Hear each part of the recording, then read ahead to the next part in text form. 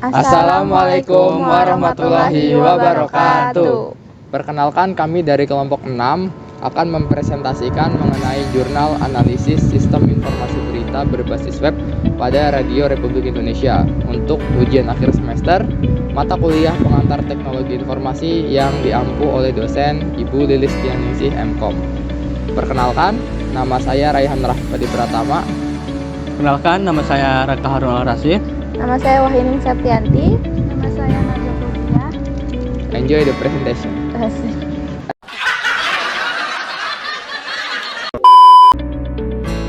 Pada pembahasan kali ini, kami akan memaparkan mengenai beberapa poin yang berkaitan dengan sistem informasi berita berbasis web pada Radio Republik Indonesia yang terbagi ke beberapa bagian sebagai berikut.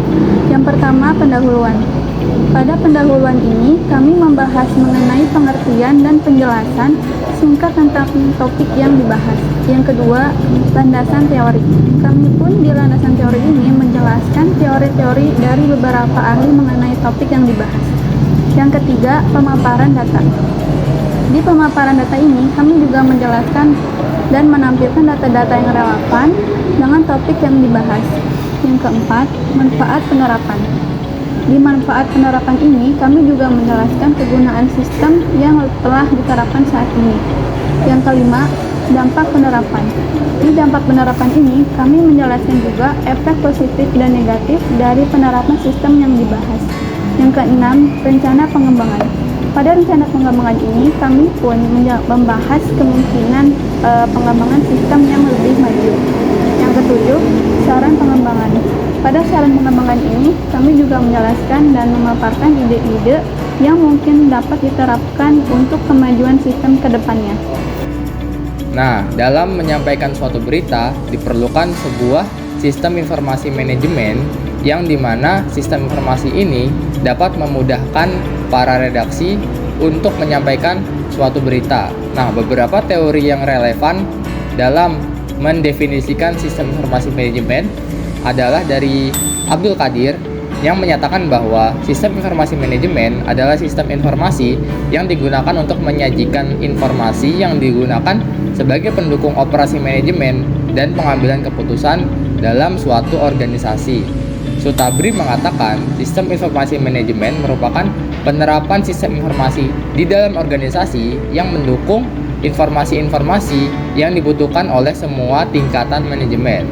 Sementara Intaniar mengatakan bahwa manajemen redaksional bisa dibilang adalah sebuah metode dalam mengelola suatu berita yang memanfaatkan beragam sumber daya yang dimiliki oleh organisasi redaksi tersebut atau news department. Nah, selanjutnya ada manfaat penerapan. Yang pertama yaitu sistem informasi manajemen ini dapat membantu reporter dalam proses pengiriman berita. Pengiriman berita melalui sistem informasi manajemen berita berbasis web secara otomatis akan menuju halaman redaktur. Kemudian, redaktur dapat memberi notifikasi persetujuan atau ketidaksetujuan berita yang sudah dikirim oleh reporter.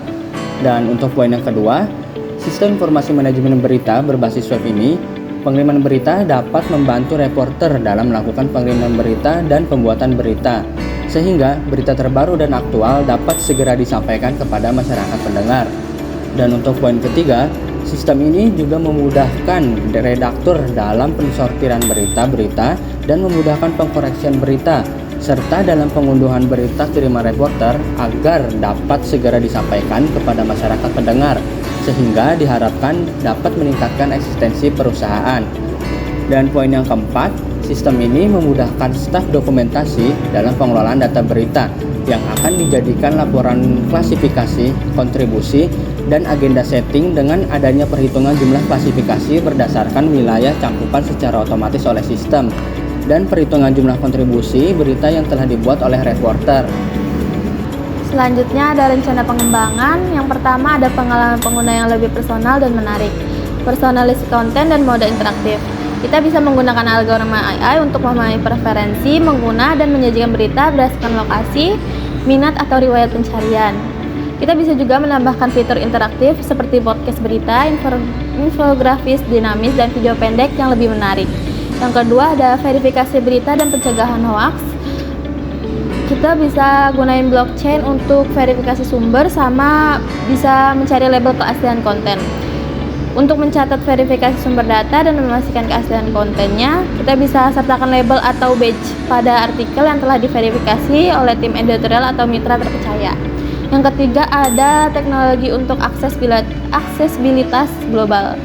Bisa penerjemahan otomatis atau mode offline. Kita bisa menggunakan AI seperti Google Translate untuk menjadikan berita dalam berbagai bahasa secara instan, dan kita bisa menggunakan mode offline agar bisa dijangkau tanpa internet. Yang keempat, ada komunitas berbasis platform.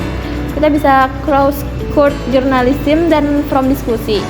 Buat fitur di mana pengguna dapat melaporkan peristiwa atau memberikan masukan untuk berita tertentu, dan kita bisa menambahkan fitur from diskusi untuk interaktif yang memungkinkan pembaca mendiskusikan topik berita secara langsung. Selanjutnya ada dampak penerapan. Yang pertama, dampak positif. Jangkauan global, berita radio dapat diakses di seluruh dunia, tidak terbatas pada gelombang frekuensi lokal. Maksudnya, pendengar radio bisa mendengarkan radio di mana saja dan kapan saja karena bisa diakses ke seluruh dunia. Yang kedua, ada peningkatan kredibilitas. Maksudnya itu, teknologi memungkinkan penyajian berita dengan data yang lebih akurat melalui verifikasi cepat dan referensi sumber terpercaya, karena berita lebih bisa dicek pakai data dari sumber-sumber yang jelas. Yang ketiga, ada peluang kolaborasi. Kemajuan teknologi, kemungkinan kolaborasi antara radio dan media sosial seperti TV, koran, digital, dan media sosial akan membuat radio menjadi lebih menarik. Yang keempat, ada hemat biaya dan sumber daya. Penyebaran berita berbasis web lebih hemat dibandingkan siaran tradisional karena tidak memerlukan infrastruktur fisik yang besar. Maksudnya itu, berita berbasis web jauh lebih murah dan praktis karena tidak butuh banyak alat kayak siaran radio biasanya. Dampak negatif, yang pertama ada penyebaran berita hoax. Dengan kemudahan unggahan konten, ada resiko meningkatkan berita palsu atau informasi tidak valid. Banyak sekali berita-berita yang belum benar, belum dicek datanya, sehingga banyak banget penyebaran berita hoax. Yang kedua, ada persaingan ketat. Radio harus bersaing dengan banyak platform berita digital, mengurangi daya tarik tradisionalnya. Banyak banget platform-platform sekarang yang menyiarkan radio juga. Selanjutnya ada ketergantungan pada teknologi. Jika terjadinya gangguan teknologi seperti server down atau serangan cyber, akses berita menjadi terhambat. Yang keempat, ada pengurangan interaksi personal. Keberadaan teknologi berbasis web mengurangi interaksi pada personal antar penyiar dan pendengar. Selanjutnya yang terakhir ada saran pengembangan. Yang pertama, peningkatan infrastruktur teknologi. Dan kita gunakan cloud hosting dengan CDN untuk mempercepat akses berita dari berbagai lokasi. Tujuannya dari langkah ini adalah untuk memutar ulang dan ketersediaan layanan terutama pada saat terjadi peningkatan jumlah pengguna atau lalu lintas tinggi. Yang kedua, ada personalisasi konten berbasis AI. Dan kita bisa gunakan machine learning untuk menganalisis preferensi pembaca berdasarkan riwayat pencarian di klik. Dan tujuannya ini adalah untuk memberikan pengalaman pengguna yang lebih personal dan menarik, sehingga pengguna tetap terlibat dengan platform. Yang ketiga, ada peningkatan keamanan sistem. Dan kita bisa terapkan SSL atau TLS encryption untuk melindungi data pengguna. Tujuannya juga untuk menjaga privasi dan keamanan data pengguna serta mencegah potensi ancaman atau celah keamanan pada sistem. Yang keempat, ada fitur interaktif untuk pengguna dan kita bisa tambahkan fitur komentar langsung untuk diskusi antar pembaca. Dan tujuannya ini untuk meningkatkan interaksi pengguna dengan platform sehingga menciptakan komunitas yang lebih dinamis dan terlibat. Sekian presentasi dari kami, selebihnya mohon maaf. Wassalamualaikum warahmatullahi wabarakatuh.